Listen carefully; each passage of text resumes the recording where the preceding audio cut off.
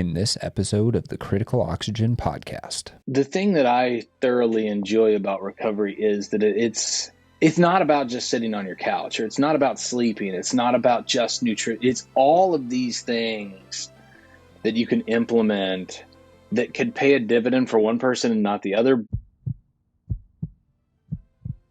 Hi, everyone. Welcome back to the Critical Oxygen Podcast, where we help you optimize your physiology and maximize your athletic potential. I'm your host, Phil Batterson, and today we're joined by continuing guest host, Coach Aaron Geiser, where we're going to discuss all things recovery. Aaron, welcome back to the show. Another day to be excited to be here. Oh, yeah, all the time. It's the end of the week. We get to talk, wrap it up, and hopefully then, nope, I'm not even going to say it because you're like, what is downtime and what is relaxation? But maybe recover from a hard week of work. That is the key to gains, right? Yeah.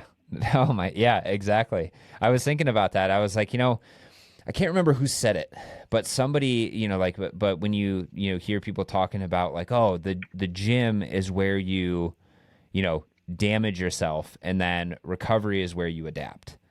So you go into the gym, you stress, and then the only way you're actually going to get better is if you recover enough to allow your body to actually recover from that stress. It's the recovery portion of it that where your bodies are rebuilding from the micro tears and the other things that you've put like onto your body from the exercise or the effort itself. And if you don't allow that to take place, you kind of hit this stage of just not developing or moving forward. Right. It's kind of the plateau, trap of, oh, you work really hard and you damage yourself quite a bit, and then you recover just back to the point, where you were, and then you go and you damage yourself again, and then you recover back. And it's never a positive outcome. It's just a null outcome. So if you're the type of person who goes into the gym all the time, or, gets onto the bike or runs all the time, and you're never quite getting better, then there's probably a disbalance between the amount of stress you're inputting and the amount of recovery that you're actually getting. Because if those two things are properly being implemented, then you should stress, and then you should recover and get better. Stress, recover, and get better. And it should be this kind of like sinusoidal, decrease in performance, positive performance, decrease in performance, positive performance. And it's not as black and white as like, one training session, I'm going to create all this fatigue and then I'm going to recover fully between that training session and be better. It's over the course of weeks, months, years, that, you should see that positive trend. It's kind of similar to, like the stock market. If you're looking at the stock market every day, it looks like it's not going anywhere, or it's mostly going down. Whereas if you zoom out and you look from a historical perspective, it's trending upwards with all of these peaks and valleys, along the way. Well, and the thing that I thoroughly enjoy about recovery is that it's not about just sitting on your couch, or it's not about sleeping. It's not about just nutrition. It's all of these things that you can implement that could pay a dividend for one person and not the other, but you could try a different thing for another person and it pays that dividend for them. The one kind of consistent piece of it is sleep, and nutrition is fairly consistent across all levels. What I mean that kind of deviates from person to person, whether it be cold plunge, whether it be sauna or heat sessions, whether it be Normatec boots, Theraguns, or Hypervolts. I mean, all of these different things are going to provide one individual over another a different outcome, but finding what that magic is for you is super important to really get you back to homeostasis, to allow for that next session to beat yourself up for, and then start the recovery process again. And that's where I enjoy this topic with athletes, because it is a little bit of a seek and find for each athlete. It's hey, we can start with these common practices, but maybe Mm-hmm. those, I mean, maybe we find out that these aren't moving the needle for that person. Mm-hmm. Or maybe it's one type of nutrition is moving the needle for one, but it's not moving the needle for another. So we're trying to change, what type of carbohydrate is recovery, how much protein that they need, whether it be 1.8 grams per kilo, or maybe for some it might be 2.7 or 2.8 in certain Right. cases. So it's really, and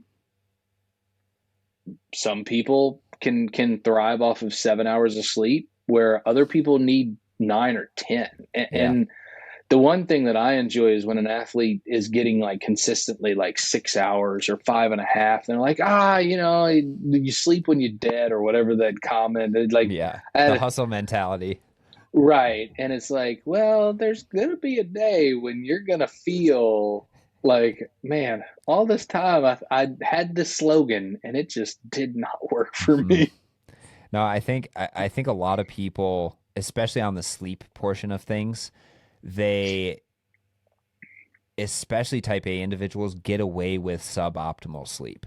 And they think that that is the optimal way of going about it because they've never really known anything else. But then when you actually, if you are actually able to get them to shift and they're like, oh my gosh, I recover so much better from one workout to the next. I'm actually able to, go a little bit harder in each of my sessions. I'm not as sick as much. I don't feel as sore, like all of this other stuff. And it's like, whenever I'm trying to convince somebody to do something that they haven't done before, or don't, necessarily seem like they want to do, I just say, hey, just do like first try to give me 3 or 4 days of you know, consistently more sleep, whether that's turning off the phone an hour early and, just trying to lay in bed or trying to sleep in a little bit if you possibly can. And I know for some people it's not possible, but I just say, just try to extend sleep 30 minutes, maybe an hour. If you can do that for 2 weeks, then let me know like what it is you're feeling. And if you don't feel any benefits or any differences, then we'll just go back to where you were. It's so. This is where I like to use HRV for training data on athletes. It's like, give me a consistent group. So if we especially have a baseline of somebody that's either, let's say, not sleeping well, they're having an evening drink or multiple, or some of these other factors that are really affecting the recovery. And it's just like, you beg and plead. They finally give you maybe like a 4 to 6 day window of time. And I love to pair this with a measurable, because then you Mhm. can actually stick it in their face and say, okay, I'm not just saying this stuff for like to feel good about myself. It's, Mhm. the principles are actually, there's enough tests out there, enough research that we have like a reason to spit this information at you. Mhm. Here's some of that information. And when your HRV starts to go up, and then towards the back portion of that week, like you said, whether it be whatever type of session or block that you're in, the output goes through the roof and they feel much, much better. Mhm. Maybe you've started to set that hook and gotten somebody on board, and that's how quickly it can take. It's Yeah. really just getting that athlete to give you some consistency in that. I know it's probably easier to get 3 or 4 days, like you said, but I'm trying to reach big or go home kind of deal, where Yeah. I'm trying to get like a string of days. And just with what I track, it's a lot easier to kind of go back to that athlete and say, look, here's the difference that we're looking at pre this phase, with this phase. And also, let's compare if you've given me notes, or if you've, of course, uploaded your data to the coaching application, I'm going to be able to show you that information too. And it's just like, Mhm. oh, okay. Because I've had, Yeah. it's kind of comical of how many athletes, come in, maybe have a drink here or there. And you, especially when you're working with high performing athletes, I should say, like, certain people are not going to get out of their routine if they're just age groupers and not, just checking boxes. But if Hmm. we're looking for that top pinnacle point, it's interesting to me of how, like, the longer I'm with athletes, like I can't even, like, maybe 2 months into our relationship, I haven't had a drink like since then or whatever it might be, or it's like, here's the window of the season that I might be able to take in something, because otherwise Hmm. you're asking so much of me. I found and felt the difference of getting that additional sleep and Hmm. going away from this, that, and the other. So I find that portion and piece of it pretty interesting to aid in real significant, like, benefits that people sometimes will argue to the depths against you, Yeah. and then you have a sample size and they're like, oh man, I wasted a lot of time arguing with you, didn't I? Yeah, Yeah. you did. But the only way that you're actually going to be able to show that as a coach, though, is if you could actually show how numbers are changing and connect that to performance. So Correct. like it's really interesting. Like I essentially stopped drinking when I got into my PhD. It was my master's degree into my PhD, and like not because I I just didn't I made no good connections with having a drink on a night and then any sort of like sleep outcomes, workout outcomes, anything like that. So I have almost all primarily negative connections. But Hmm. for example, I've eased off of that a little bit because I'm not an elite level athlete, but I'm still pursuing performance in all realms, like doing well on the podcast, being able to write and perform well in everyday life, feeling healthy, performing during my workouts, those sort of things. So I still don't, but I do it sparingly now, and I think it's with anything, right? Everything in moderation, and especially when it comes to those kind of destructive behaviors where it's like, oh well, if you make the connection that, oh well, drinking one drink every night is how I wind down, well maybe you need to kind of rethink that wind down process, right? Because if you Right. need alcohol to actually do that, then it's like, well, I can tell you my way of doing it. It's like, I turn my phone off an hour before I go to bed. I I just put my phone in airplane mode. I try to avoid screens, and if I do have screens on, I have them very, very low light.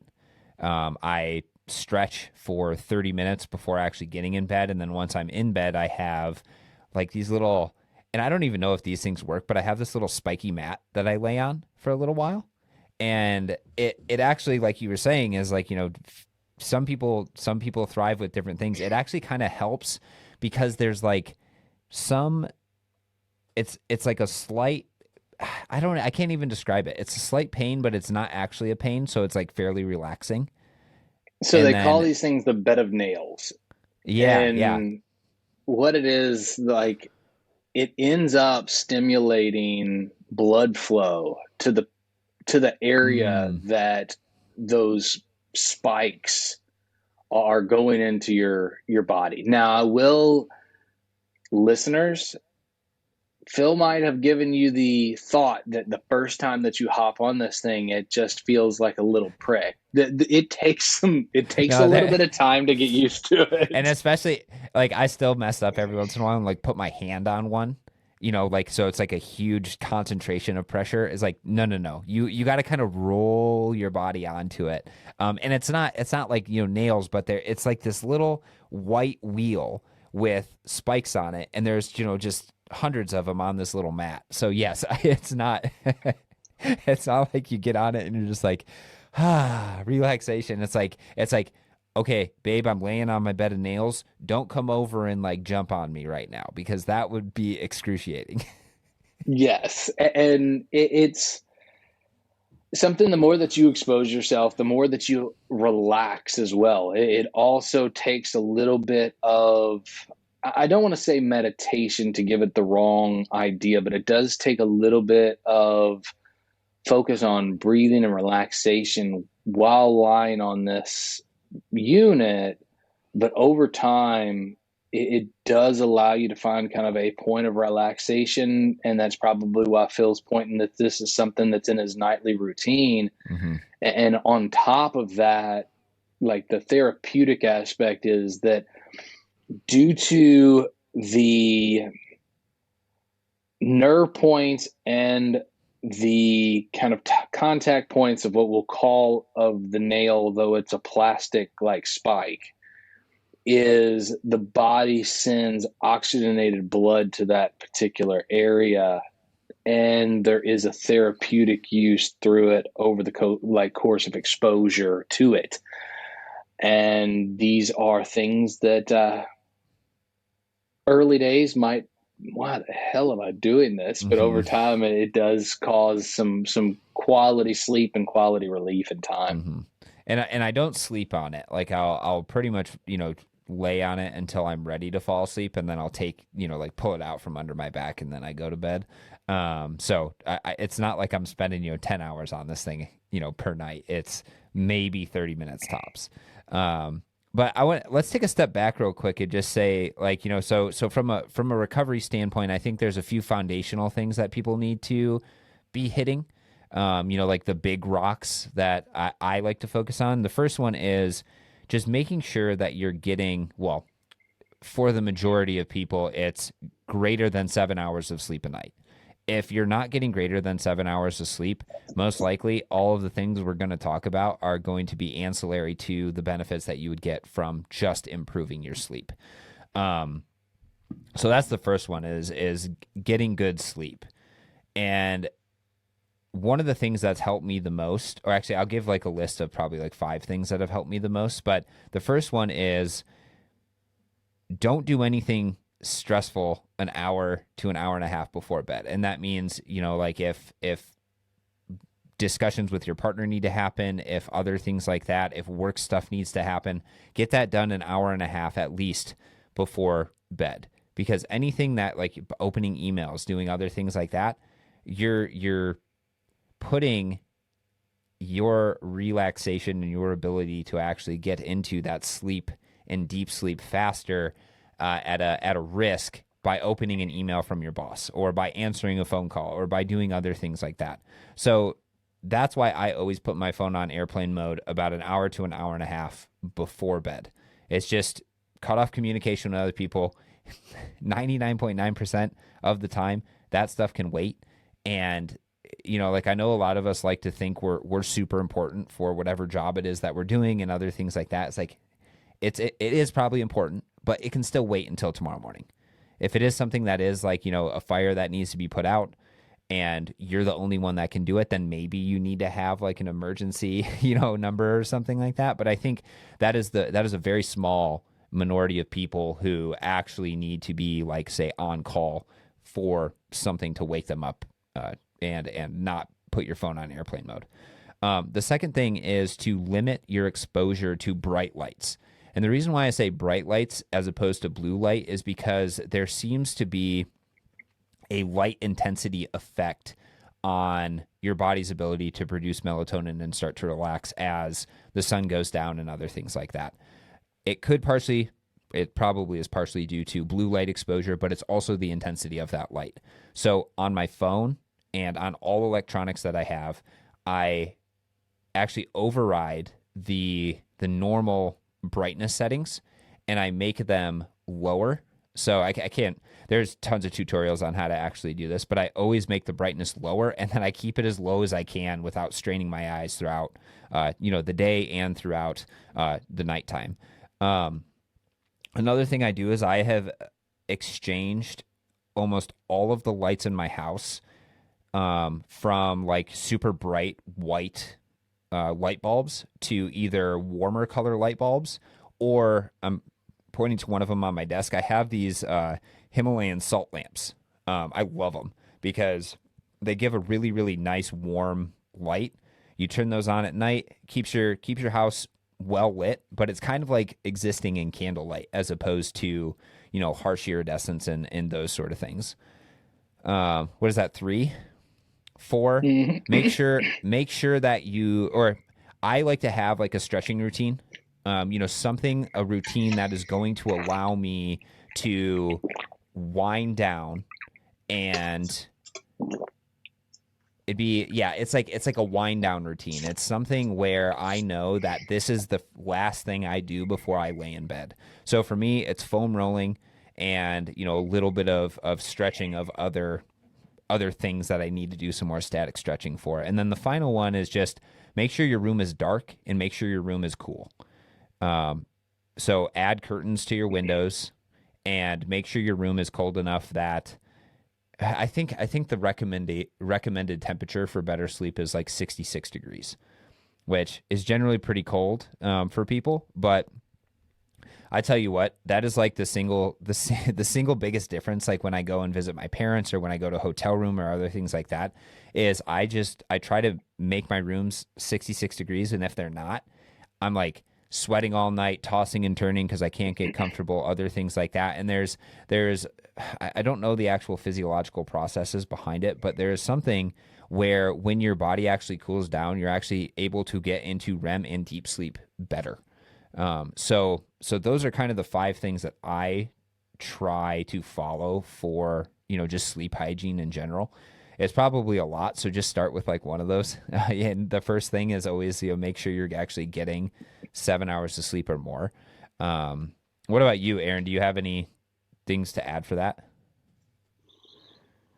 I'm smiling because there's a lot of things that just come to mind. I first off, temperature set at 65 at the house, but we also have very, very breathable sheets on the bed Mm-hmm. because not only do we want to have 65, we have kind of like a light comforter that doesn't trap all your body's heat underneath the covers. Also, Mm-hmm. we have kind of, I think they're called sheiks, but they're almost this sport style material that our sheets are. So they're breathable, they're super light, they even have like a cool feel to them. So Nice.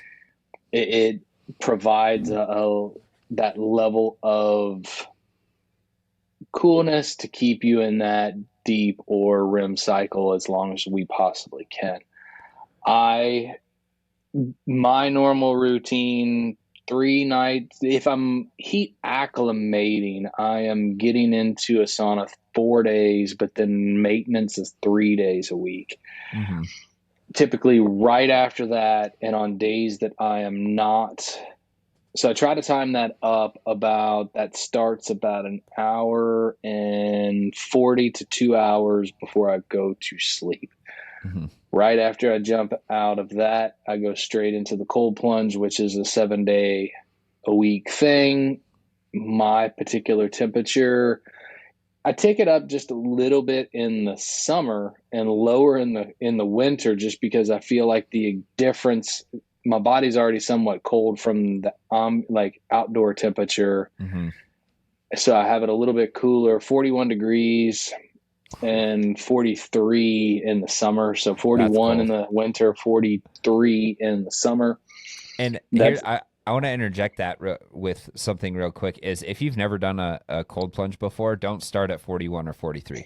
You have to build up some level of tolerance for it in your body's ability to actually tolerate those cold temperatures. So even start with like something that's like 50 to 55. yeah, So yeah, 100%. so just yeah, go ahead. And I think that my Swiss blood comes out in that way specifically. I hate cold weather, but I can sit in that cold plunge for whatever. Yeah. But that's about an hour out, and I let my body start to warm up naturally over the course of 30 to 40 minutes, and then just take a like hot shower before, and then due to the house temperature already being at 65, it kind of prevents my body to come back down fairly quick from that Mm-hmm. warm shower as well. So those are things. Also, a partner of mine is Pillar Performance, and I do cycle in 3 days a week on harder workout days. They're triple magnesium product, and magnesium is known to kind of relax the muscles. Mm-hmm. And that relaxation allows me to kind of fall into a little bit more of more continuous REM and deep sleep cycle. Yeah. The other things that I try to tell athletes to avoid, I mean, we often do work with type A personalities and we want to be the best at everything. And with your Garmin that's giving you sleep data, with your Whoop that's giving you sleep data, with these other devices that are, we don't necessarily scientifically know how accurate they are in the first place. Yeah. But the where I'm going with this comment is, if it is stressing you out, get the frick rid of it, because Yeah. it, like, I have had more athletes than I can count that have lost hours of sleep worried about what this thing is going to tell them in the morning, and it's, we don't even know if it's accurate. So Hmm. stop trying to compete against your watch and yourself to get a good night's sleep. If that is stressing you out, by all means, get it off your body, put it in the Hmm. other room, and just do not allow it to be a distraction. I'll tell you what, if you take your watch off at 8 o'clock every night and you don't put your watch back on until 8 a.m. every morning, you're going to have the best sleep scores out of anybody that's ever existed. And the only reason I know that is because I don't, I track my sleep on an Aura ring. And the reason why I do it is because I've always been particularly bad at sleep, just because I do have the type of personality that's like, oh, got to think about everything I'm doing in the morning, and this, that, and the other. And like, so what I like to try to do is I like to try to connect new habits to changes in my sleep quality.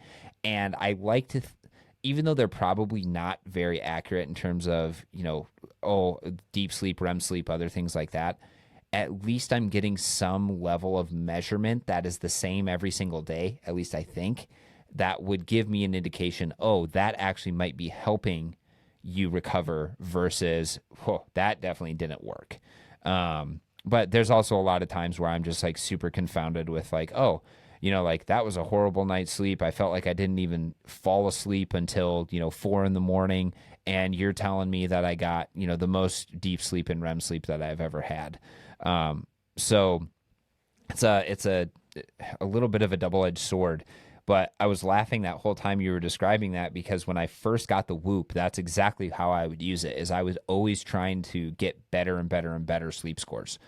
And it got to a point where I was so stressed out about trying to get to sleep that it would make it so I couldn't get to sleep, and then that was trending negatively. So I think that is, for most of us out there, that is the recommendation, is that if having a wearable to track and quantify your sleep is actually making you a worse sleeper, then get rid of it.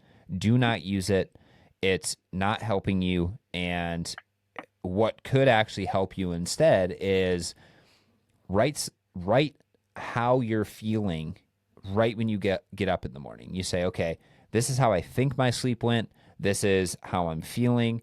Any other observations that you have, and then you can reflect on that data over and over and over. And it's not one of those things where it's like you're not giving yourself a score. You're just saying, oh, I actually slept really well. And it might have been because I had that tart cherry juice 30 minutes before I went to bed. Or it might have been because I did take that hot shower. And one of the reasons why taking a little bit of a warm shower before bed is important is because it raises your core body temperature a little bit. But then when you get out of the shower and your room is cold, your core body temperature starts to come down. And I think you need like a 1 or 2 degree drop in your core body temperature, and actually in order to actually go into REM and deep sleep. So you have to you can play with that juxtaposition by having a warm shower, not a hot shower, because you don't want to redistribute a bunch of blood flow to your skin and stuff like that. A warm shower, and then go to a cold room, and then you actually start to see an acceleration of that cooling of your body temp. And another thing that I've had success with is I have a little pad that I put on my bed that pumps cold water through the pad itself. And then you can program how warm that water is. So you can actually keep that under you while you sleep, and regulate the temperature in your bed a little bit better than if you just don't have something like that. But I like the idea of like the sheets. And we'll say anyone from Sleep 8, if they would like to be a partner of this podcast, we Yes. would be glad to put you on. Yeah. But yes, I think that those have really shown to have a big effect. And I mean, if you're on social media, you probably see these units that are pumping cold air underneath your sheets and other things like that. The Sleep aid does allow for, I mean, it just pulls in and runs through the lines in that. I mean, one, if it's the mattress or if you have the mattress topper, Hmm. just kind of runs through and keeps and regulates the body temperature. So those are great, great like assets to look into and potentially add to your weaponry because I mean, really, it's not about how long you sit in bed. It's about how long you're in those deep and REM sleep cycles. So Yeah. it's finding the way to get into that. And as you talked about, Phil, almost keeping a diary in the morning, paying attention to what you did at the back end of the day. And that's another thing where I do like HRV for training too, is when my athletes wake up, that's the first thing that they do. They're not getting Hmm. up doing a bunch of stuff and then taking that HRV. It's we're kind of connecting the dots of yes, it might be at different times, but it's the first thing that they're taking when they get up. Hmm. And that's been one of my consistent barks about Whoop is that it's taking data throughout the course of the night, but it's never necessarily taken it at the same time. Hmm. So if it's tracking, you could very well get a tracking like segment that's in a REM cycle, or you could get a tracking that is in a very light sleep or a toss and turn moment. Those two scores are going to be completely different. Hmm. At least I look at it as if I'm getting the consistency of you waking up, whether it be from just natural waking up or from an alarm stance, it's going to be consistent from that point. And also, we can start to see, okay, well, you what days that you're waking up with this alarm, your your HRV is really, really low. So your sympathetic nervous system is being stressed more than your parasympathetic nervous system. Hmm. Is there any correlation? Oh yeah, I have this really loud like it's like, okay, well, let's maybe adjust that. And then if we have like a progressive toned alarm, it can even show signs Yeah. that we're coming out of that sleep less aggressive and we are kind of fully running that cycle of the parasympathetic nervous system to allow for every bit of recovery and every bit of benefit from that sleep that we've just gotten. So, I mean, these are things that often aren't talked about and often are overlooked, but can play a huge dividend. And Hmm. it's there's just so many different things, especially like what there's Calm out there. There's I forget what the other name of that application is, but they're almost forms of meditation or Yeah. relaxation like procedures that you could do nightly and get that into your routine to really allow yourself to not have some of the I and you'll probably enjoy this, but I always call when I can't control thoughts or mind is going a little bit haywire before I go to bed, I call it rat on acid brain. And it can be from a whole bunch of different, like if you have stress at work or if you have, in my case, an athlete that you're really like either thinking about from, well, what am I doing wrong? Or if there's a communication or something, there's a Hmm. lot of different things that can present that. But sometimes if you're going in to a rest scenario and you have some of these thoughts, it might be a better benefit of calling an audible, not going into your sleep right or try to go to sleep right away. Hmm. Pull into one of these applications or pull into something that's going to relax you because the alternative is you go into rest with all of those mind or with all of those things going on in your mind. You can't shut them off, so you're just going to sit there and stew, and then there's going to be a Hmm. point where you're going to then start to say, oh, man, if I go to sleep now, I'll get 5 hours of sleep. Next Yeah. thing you know, the 30 minutes will tick off. If I go to sleep now, I'm going to get 4.5 hours of sleep. And that again is another stressor that's going to push you into a night of poor sleep. Where Hmm. if you would have just said, man, I got a lot of nonsense going on in my mind, I'm going to pull myself out of that environment, relax, come back into the bed. You're not going to end having the stress that's going on from whatever you're thinking about. And then that stress translating when you finally moved past that thought, then the stress goes to, I got to go to sleep now to get Hmm. this. I got to go to sleep now to get this. Maybe if you would have just stepped away in the first place, Hmm. calmed everything down, moved into that environment, you would have lost a lot less sleep in that time. Yeah, yeah. Something that has been really beneficial to me is using an app called Brain.fm. It's they do some guided meditation, but they also have it's a play on binaural beats. If anyone has heard of that before, where essentially when you play certain frequencies of sound in your ears and you have one frequency of sound on one ear and one frequency of sound on the other, your brain actually gets entrained to another frequency. So they do that, but to a much more sophisticated degree. And I think I probably started using them, like 4 or 5 years ago now when I heard, them get advertised on a podcast. We're not a partner of them or anything like that. I've just found good benefits. Another shout out, Brain FM, if you want to come on We've done a and lot of we've just pushed a lot of different so many products. plugs. So Yeah. come on out. Yeah. Um, but for them, I have found that using the deep sleep portion of things and having I I'm very sensitive in my hearing. Whether it's anytime, but especially during sleep. So if a dog is barking, if there's like a ticking of a clock, if there's any sort of noise or music or anything like that going on, it just gets in my head and I just like can't, tune it out. So to control that, I tune it out by wearing headphones and playing the Brain FM Deep Sleep. And what's interesting is like I actually have gotten better at falling asleep faster, and I think it's the connection to, when I turn this music on, it's time to go to sleep, and I'm doing something, yeah, exactly, at the same time, like watching a show that's not stressful to me or reading a book. And that combination has been like a game changer in terms of bulletproofing my ability to actually fall asleep.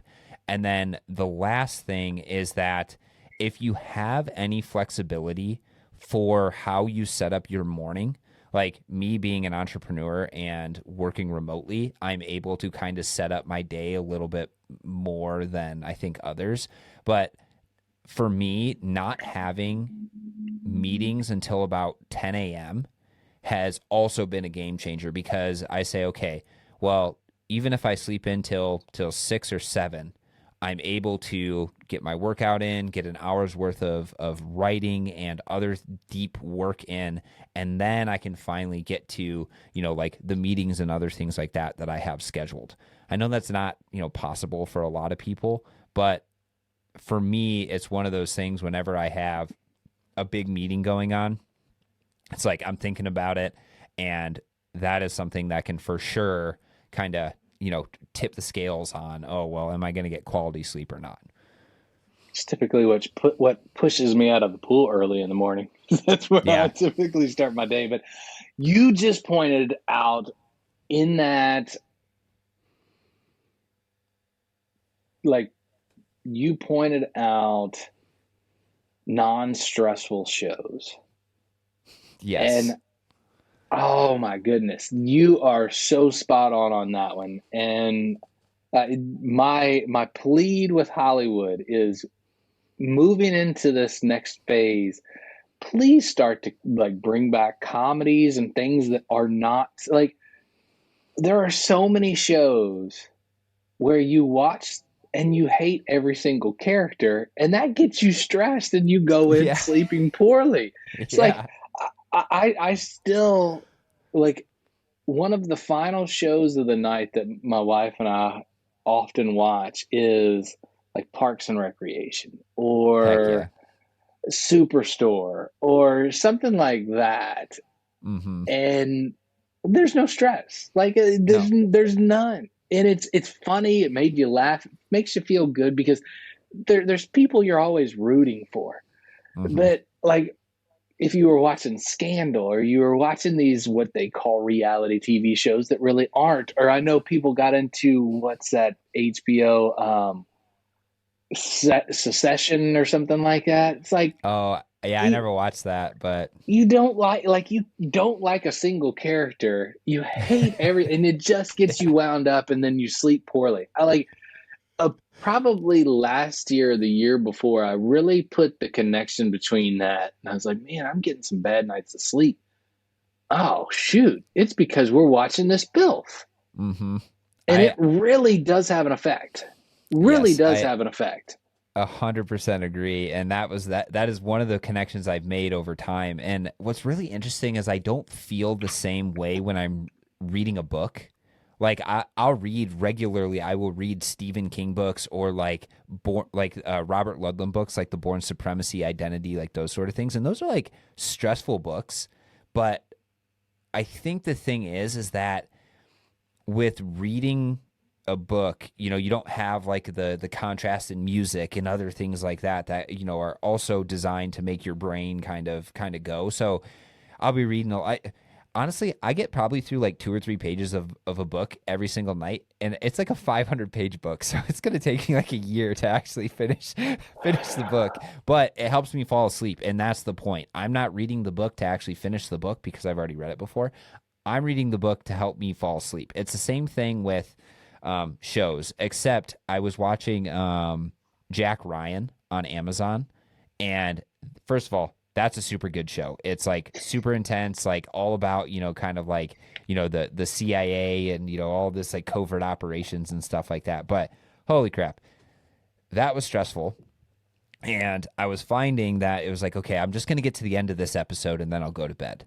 And, of course, these episodes are like 45 minutes to an hour. So I was pushing my sleep about 45 minutes to an hour because I was so invested in the show. But then, and my fiance loves like, laying with me, watching a video or like a show or something like that. And then at first, she actually would get mad at me when I would like fall asleep during like the shows we were watching. But then she slowly realized that like, oh, that's actually he's not watching the show because he like wants to watch the show. He's watching the show so we can have, kind of like together time. So she gets to watch the show. I get to fall asleep, and then when the show's over and she's ready to go to sleep, I just close the iPad and go to bed. So that's like viewing show, or the mindset of how I view shows has changed over time. And not watching a show that you're either super invested in or something that is like really stressful is key to actually just being able to fall asleep. So don't watch Couldn't any of the couldn't agree more. yeah. I'm a person that I can't read context. So Mm-hmm. I don't enjoy, like, reading is a frustrating process for me. So those Mm. that share that, like, I have the capability of reading a textbook because I read it the same way as one of those novels that you were talking about. And at least the textbook is something that I can learn from and can implement into my day-to-day coaching life. Mm-hmm. But not great, like, before you go to bed kind of stuff. Mm-mm. So I gravitate, give me Leslie Knope any day of the week, and I'm a Yeah. happy, happy camper. Yeah. No, it's the you got to have the easy watching stuff that you've watched, a bunch of times. You already know what's going to happen, so you're not worried about missing out on stuff like other things like that. Yeah, it's actually Ted Lasso is probably one of my go-tos when I Mm-hmm. need like a feel good, like, okay, it's fine if I fall asleep. That one's if any of you out there have not watched Ted Lasso, go watch it because it's probably one of it's just super heartwarming. It's really good. They touch on a lot of really interesting topics, and it's in a sports related background, so I think a lot of us would resonate with it. I think we've kind of if you're listening to this and you haven't gotten some good tips on how to get better sleep, then I think we've done it. Then I don't know if you weren't listening to the last 30 minutes, You or need to rewind back to the front yeah, and listen to it again. yeah. So we got through. I think what I think is probably one of the biggest rocks for recovery. The second biggest rock for recovery is then nutrition. But as you were saying earlier, Aaron, nutrition is a little bit more nuanced because of the nutritional requirements and responses that different people have. But I think most of us can agree that you need to be intaking enough calories and you need to be intaking enough protein. Those are kind of the two biggest things, especially for an endurance athlete, that you need to keep in mind. And from a protein perspective, just to get like numbers out of the way, what is it? Well, the recommendation is like 1.8 to 2.2 grams per kilogram per day. That's generally, but you can go higher than that. I wouldn't recommend going lower than that, just because then you're running into, oh, well, every time I work out, I'm taking a brick from the bottom and stacking it on top, and you're starting to, have this Jenga effect.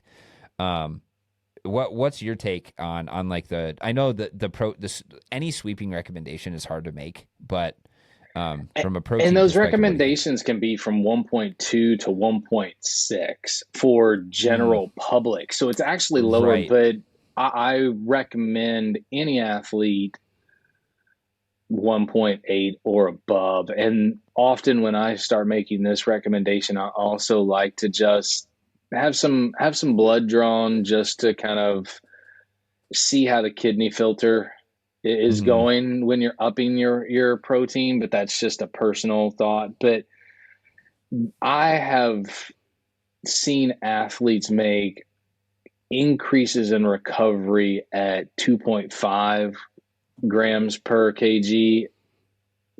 Typically, I at least like to see athletes that are under my watch that are carrying a workload of 12 hours and above. I like them to be 2.2 and above at least Yeah. in grams per kilo. Yeah. And That's 1 gram per pound of body weight if you're uh, in the pound system. yeah, Which that just makes it easy, right? You just say, okay, yeah, well, I weigh 170 one and pounds. one. I need to take 170 grams of protein. And it is surprising, like, unless you're making a concerted effort to actually eat that much protein, it can be pretty tough, for someone, especially when you start to get into, and I say this with like the utmost respect, but like the Clydesdale category where people are like, 200, 220 pounds and trying to be like really good endurance athletes. And there are people out there who are. It's like 200 grams of protein is a lot of protein per day. Yeah. So you just have to be more dialed with what you're intaking. Well, and we then go down the path of athletes that are vegetarian or vegan. And Hmm. then you have to play in another factor of getting complete proteins in that case. Because if you just get all of your proteins from one type of source, you might not be getting the amino acid profile that is going to allow for your body to optimally build and recover from some of the stress that you're putting Hmm. down. So with those athletes, often I find that a lot of people, for what there's 100 different reasons why people go down that direction. I have zero issue with it, but the key point is you still have to build off of a foundation of knowledge in that case, because if you Hmm. don't understand or recognize the makeup of food, the makeup of vitamins, minerals, and nutrients, and how that all plays a factor into your body for, I mean, really homeostasis and synchronicity, if you don't understand that, it's a very slippery slope. And that's where Hmm. I advise you talking to any type of professional in the nutritional field, because if you think, I'm just going to get my protein from vegetables, well, yes, you can do that, but you need to mix up those vegetables enough to get the right profile of amino acids to make Hmm. sure that your body is getting what it needs in that case. So it is a little bit more than just, as a vegan, I'm not touching anything that's an animal product, or as a vegetarian, I'm gonna take mostly like whole foods and consume a lot of vegetables. In this case, there's more to it. Hmm. And you're not getting a complete protein in, say, a normal grain like rolled oats, but you might get it from a quinoa. So Yeah. it's getting the knowledge and developing that piece of where can I get a full profile of amino acids to be my proteins, to allow the body to be maximizing and working on all cylinders. Because if you're not, and you're not checking that box, or if you are a vegetarian or vegan and don't recognize what I'm talking about, it's probably time to have the conversation with Hmm. somebody to give you a little bit more information in that, because there could be some negatives that are lurking in the background that you aren't aware of, and that's what could be an end up something that trips you up. Yeah. Yeah, so for those of you who are unaware, we'll just give a quick, like, Cliff Notes version of this, but protein it's protein is not just protein. Protein is made up of strings of amino acids, and those strings there's different amounts of amino acids in different types of protein. So pea protein is different than black bean protein is different than egg protein is different than red meat is different than white meat versus fish. Those sort of things. It's the distribution of all of these different amino acids that makes them just slightly different how your body actually handles them. Your body can make some of these amino acids, but it can't make other amino acids. So you'll see essential amino acids, which are ones that your body cannot make, and those are the ones you have to be intaking from your food. So if you're not getting enough of those essential amino acids, then you can actually run the risk of like you could have enough protein, but you might have an amino acid deficiency. And I don't actually know what that looks like. I'm not a registered dietitian or anything, but it is something that it would certainly affect your ability to perform, your ability to recover, and your ability to just do everyday tasks. Maintain muscle in that case as Yeah. well. Yeah, so you just have to be, and you have to be much more aware of it if you do choose to be vegan, vegetarian, or follow anything that's a little bit more of a strict diet where you are cutting out, whole groups of different types of foods. Another thing I want to, and so okay, so we got the protein thing down. I think that for a lot of us is, if you don't think you're eating enough protein, I suggest, and you don't have any issues with disordered eating or other things like that, I highly suggest just tracking how much protein you eat throughout a day for about a week, just to see, oh, am I hitting that 1 pound per or 1 gram per pound of body weight, or am I greatly under consuming? I'll tell you, I have a tendency to under consume. So this is where things, and I don't recommend using supplements unless you absolutely have to, but this is where something like a good whey protein or a casein protein or other things like that can be a good hit of a very good mixture of a bunch of different amino acids. And all you got to do is take 1 or 2 scoops, put it into a little shaker bottle, and then there you go. You have 50 to 55 grams of protein just from those 2 scoops. So if you are struggling with getting enough protein, I would track it, see where you're at, see how you can get it from Whole Foods first, and then if you can't make it up with Whole Foods, consider supplementing with like a whey protein or something along those lines. And another thing I often recommend is not over consuming in one meal, because when we start to push the upper levels, we don't necessarily know what we are absorbing Mm-hmm. and what is just moving through the body as discord or going to be stored as a potential fat. So Right. in this case, I tend to recommend more moderate amounts more frequently through the course of the day to hit those numbers rather than going out and saying, well, man, I'm behind on protein. I'm going to go eat 100-gram protein meal. Right. I mean, reality, we don't necessarily know how much is being absorbed, but the reality of how the body works, we can say it's probably not absorbing There's all of probably it. some limitations. Yeah. Yeah. So it's it's important. I find that important too from a carbohydrate standpoint, where like there's some organizations that advise athletes to take 1,000 grams of carbohydrates. Well, if you can only absorb 90 grams per hour, what are you telling people? Like, are you Yeah. telling them to eat 90 grams of carbohydrates per 1 hour that they're awake? It's like, that's, if you're taking 200 grams, you're not going to absorb it. The rest is going to be stored as fat. What are you taking Well, in that or it's just excess gonna, amount? yeah, or it's just gonna make it to your lower intestine, and then your partner is not going to be happy with Right. you. Let's just put it that way. Right. So I mean, it's that moderation is king, hmm and it's moderation and frequency, kind of like exercise. Yeah. No, I know. It's amazing. It's amazing how many parallels, right? And I saw a really interesting recommendation from Dr. Mike T. Nelson. He's been around, the podcast and the Instagram social media sphere for a really long time, but he said something about 4x40.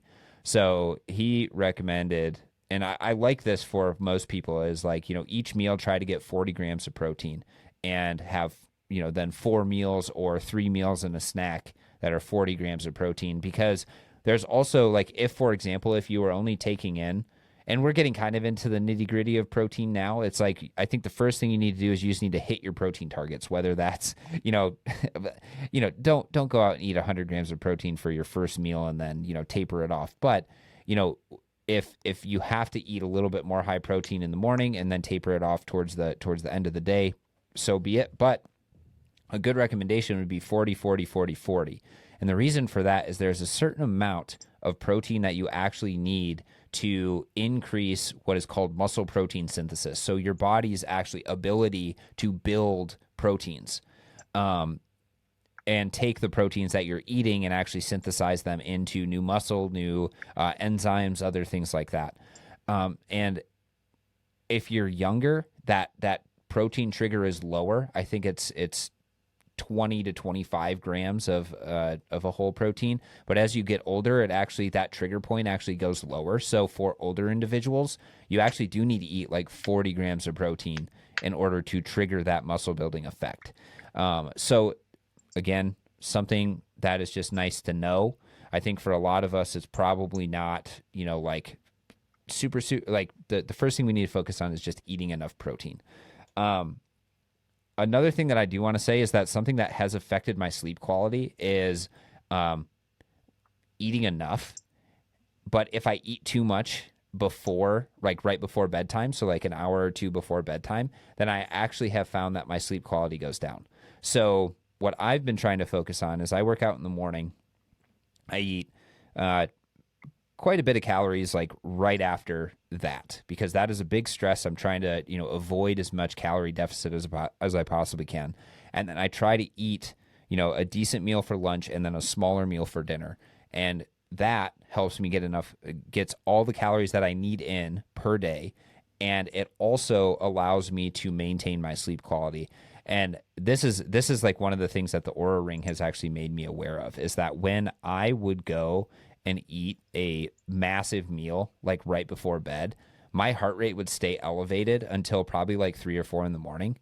And there's nothing inherently wrong with a little bit of an elevated heart rate, but what that indicates is that your body is actually still working to digest that food until 3 or 4 in the morning. So by reducing that and by eating the majority of my calories earlier in the day, I actually get a quicker dip and a quicker reestablishment of homeostasis, like we were talking about, to induce more recovery within my sleep. All valuable stuff right there. Yeah. So we only got through so far sleep and nutrition. Do you want to keep going, or do you want to do we want to talk about next week kind of like a little bit more advanced tactics for recovery? I think it might be a good stopping point Session right B, now. I think session Yeah. B probably wins out in that case because Okay. it's with all the gadgets and gadgets that are out there. I feel like we could get down a rabbit hole and turn this thing into a 2.5 hour podcast pretty quickly. So Yeah. let's retain the information for another day.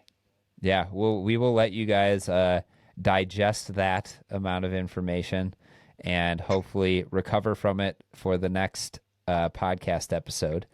Um, you can find me at Critical02 on Instagram if you guys have any questions about, nutrition, diet sort of stuff. I'm not a registered dietitian or anything, but I have taken nutritional classes in the past. Um, you can ask me anything about that. You can ask me about my sleep routine, my sleep habits, like other things, like that as well. If you want to reach out to Aaron at Try a Geyser, you can also find him every Saturday morning on Zwift for the long ride.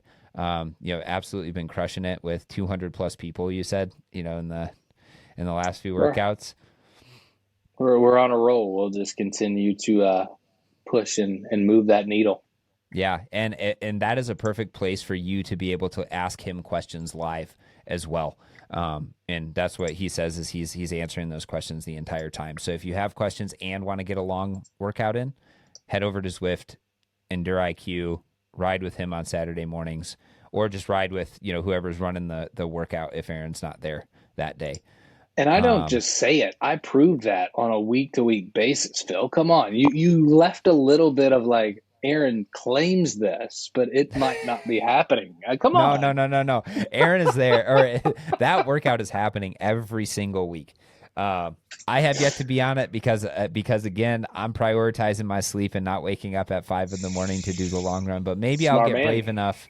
Maybe I'll get brave enough at some point to wake up at 4:30 so I can be ready to do a long ride. But we'll see. It's still TBD. All right, guys. We hope you enjoyed this episode. If you have any questions, like I said, comment down below, reach out to us in DMs, those sort of things, and we'll catch you guys in the next one.